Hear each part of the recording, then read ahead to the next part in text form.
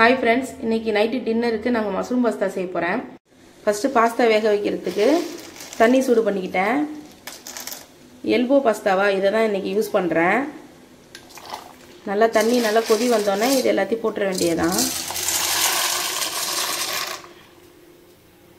போட்டுட்டு அது ஒண்ணோட ஒண்ணு ஒட்டாம இருக்கிறதுக்கு கொஞ்சோண்டு எண்ணெய் சேர்த்துக்குவோம்.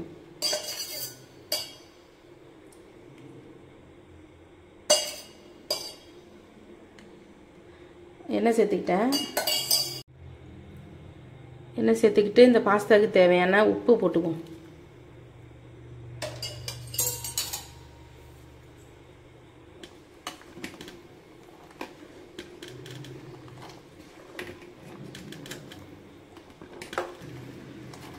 இது நல்லா வேகட்டும், கொஞ்சம் க்ளோஸ் பண்ணி வைப்போம்.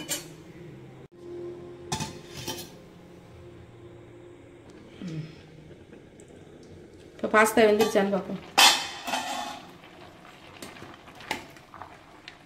நல்லா வெந்துருச்சு பாஸ்தா. எடுத்து இப்போ வந்து ஐஸ் வாட்டரை ஊற்றி நம்ம வடிகட்டி வச்சுருவோம். பாஸ்தாவை நல்லா தண்ணியை இருத்துட்டு கொஞ்சோண்டு எண்ணெய் சேர்த்து தட்டில் ஆற வச்சு வச்சுட்டு வந்திருக்கேன். அதை எப்படி நம்ம இங்கே தாளிச்சிடலாம். ஃபஸ்ட்டு எண்ணெய் ஊற்றிக்குவோம்.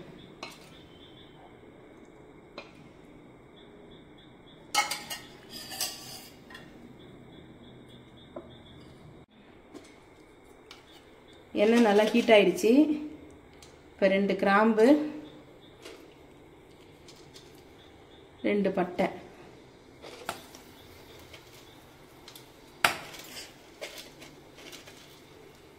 கிராம்பு வெடிக்கும் போது கொஞ்சம் எட்டக நின்னணும். கல்பாசி கொஞ்சம்,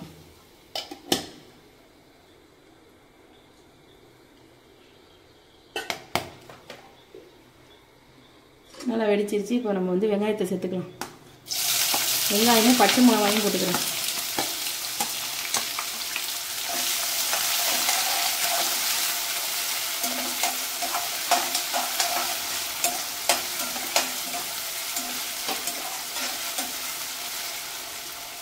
நல்ல வெங்காயம் ஃப்ரை ஆகட்டும்.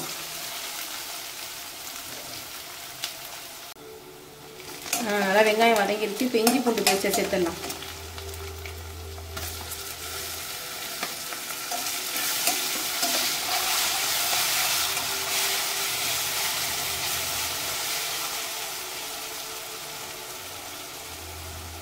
இஞ்சி பூண்டு பேஸ்ட்டு நல்லா பச்சை ஸ்மெல் போகிற வரைக்கும் வதங்கட்டும். பாஸ்தானா என்னங்க, நம்ம கடையில் வாங்கி சாப்பிட்றதுக்கு இதுமாரி வீட்டில் நம்மளுக்கு தெரிஞ்சதை செஞ்சாலே போதும். நம்மளாம் ஒரு கிரியேட்டர் தானே. கிரியேட்டருக்கு எப்படி இப்படிலாம் யோசிக்கிட்டு அப்படி இப்படிலாம் போட்டு வெங்காயம் தக்காளி இஞ்சி பூண்டு சேர்த்தாலே ஒரு டிஷ் ஆகிடுது. அதுமாரி தான் இதையும் செய்ய ஆரம்பித்தேன். ஆனால் நல்லா வருது. இப்போது இதெல்லாம் அடிக்கடி விரும்பி கேட்குறாங்க எங்கள் வீட்டில். ஒவ்வொரு தடவை செய்யும் போதும் ஒன்று ஒன்று ஆட் பண்ணுவேன். அதெல்லாம் சேர்ந்து சூப்பராக வந்துடுது. நீங்களும் இதை வீட்டில் செஞ்சு பாருங்கள். நீங்களே ஃபீல் பண்ணுவீங்க நல்லா தான் இருக்குது அப்படின்ட்டு.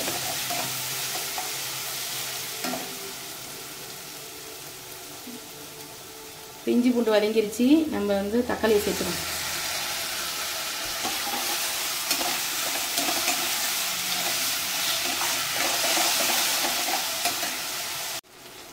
இப்போ தக்காளியும் நல்லா வதங்கிருச்சு.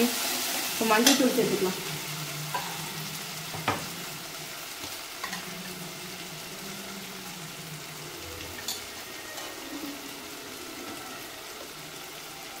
அடுத்தது மிளகாத்தூள். எல்லாம் அவங்கவுங்க காரத்துக்கு தகுந்த மாதிரி போட்டுக்கோங்க. அடுத்தது கொஞ்சமாக கரம் மசாலா போட்டால் போதும். நல்லா வதங்கிருச்சு.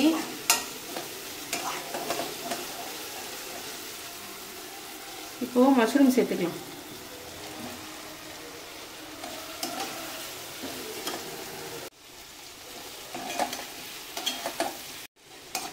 மஷ்ரூம் போட்டு நல்லா வதக்கிக்குவோம்.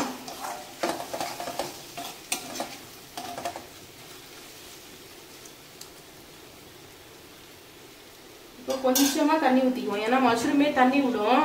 அதனால கொஞ்சமா தண்ணி சேர்த்துக்குவோம்.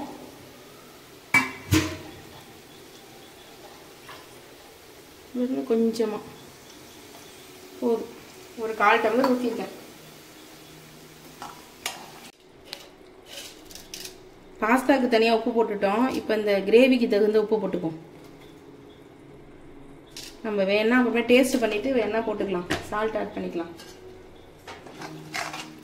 இப்போ மஷ்ரூமுக்கும் இந்த கிரேவிக்கு தகுந்த உப்பு போட்டிருக்கேன். இதில் நல்லா மிக்ஸ் பண்ணி விட்டுட்டு க்ளோஸ் பண்ணி வைப்போம். ஒரு 5 நிமிஷம் தான்.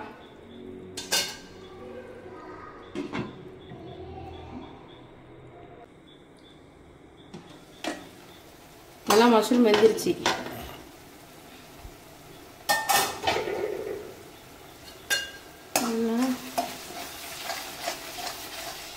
இப்போ நம்ம குடமிளகா சேர்த்துக்குவோம்.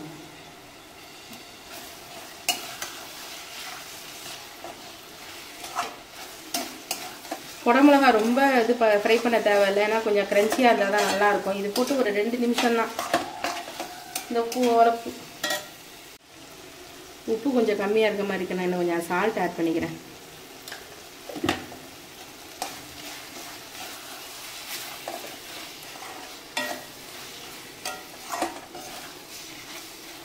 இந்த ஸ்டேஜில் நம்ம கஸ்தூரி மேத்தியை போட்டுக்குவோம்.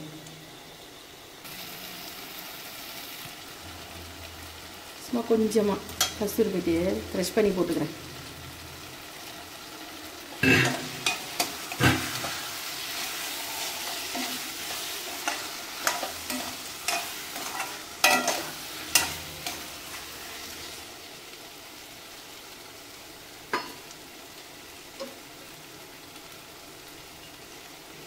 இப்போ கொஞ்சம் கொத்தமல்லி சேர்த்துக்கலாம்.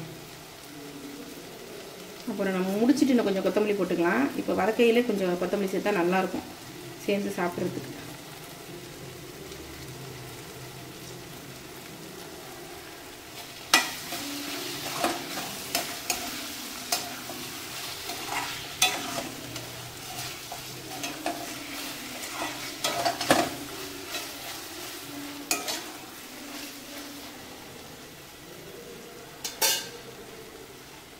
இப்போ நம்ம பாஸ்தாவை சேர்த்துட வேண்டியதான். பார்த்தீங்களா, பாஸ்தாவை நல்லா தனித்தனியாக இருக்குது பாருங்கள். நல்லா தனித்தனியாக நல்லா வெந்து இருக்குது. கொஞ்சம் வடிகட்டிட்டு எண்ணெய் ஊற்றி நான் ஃபேனில் கொஞ்சம் நேரம் வச்சுட்டேன். அதை சேர்த்துருவோம்.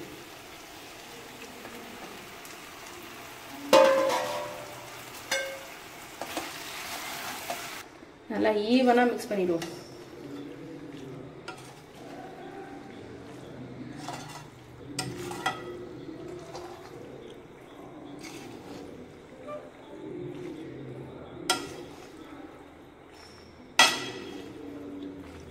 நல்லா மிக்ஸ் பண்ணிட்டேன். இது ஒரு 5 மினிட்ஸ் அப்படியே க்ளோஸ் பண்ணி வச்சிருவோம்.